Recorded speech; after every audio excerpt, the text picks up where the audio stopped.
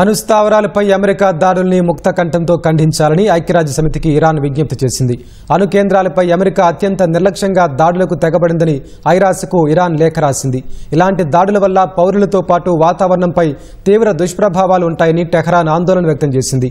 తాజా పరిణామాలపై భద్రతా మండలి అత్యవసర సమావేశంలో స్పందించిన ఐరాస చీఫ్ ఆంటోనియో గుటెరెస్ అమెరికా దాడులు మధ్యప్రాచ్యంలో మరో ప్రమాదకరమైన మలుపని ఆందోళన వ్యక్తం చేశారు.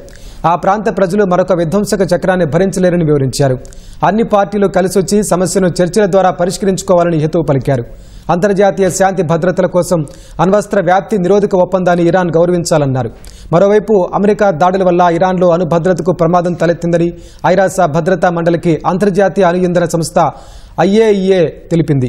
ఇప్పటి వరకు ప్రజలను ప్రభావితం చేసే రేడియో ధార్మిక విడుదల ముప్పు వాటిలో పైన అది సంభవించే ప్రమాదం ఉందని IAEA డైరెక్టర్ జనరల్ రాఫెల్ గ్రాస్పీ మండలికి నివేదించారు.